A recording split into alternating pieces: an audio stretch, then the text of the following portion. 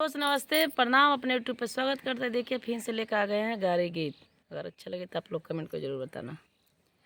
उलटल बेलिया के पलटली पात रे, उलटल बेलिया के पलटली पात रे, हंसी हंसी पूछल कवन राम जाति रे, हंसी हंसी पूछल कवन राम जाति रे।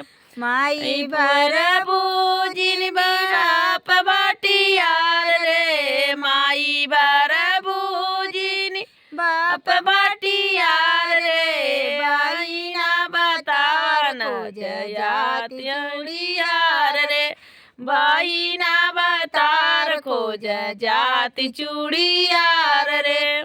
पहिना के चूड़ियार रे खानो बाई रे, पहिरेली चूड़िया नीरे का दुनो बाई रे, बाला बाला हो जलड़ी हरावा बतार रे, भला भैया खोज लौड़ी हरावा बतार रे। ओहाँ से उगल जिनो गायनी सावा पार रे, वहाँ से उमरल सिंहर गैली देवा पार रे, वहाँ के लेके अइली सोर गो बतार रे, वहाँ से लेके अइली सोर गो बतार रे। माघ के गुनावा के टोरला पौसार रे, माघ फागुनावा के परेला ट्यूसार रे, आगल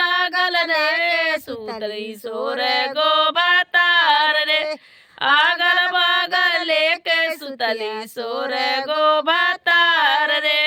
जेठ बाई सखवा के परेला दुपार रे, जेठ बाई सखवा के परेला दुसार रे, अंगूठा देखा के चली गईली सोर गो बतार रे, अंगूठा देखा के चली गईल सोर हो बतार रे।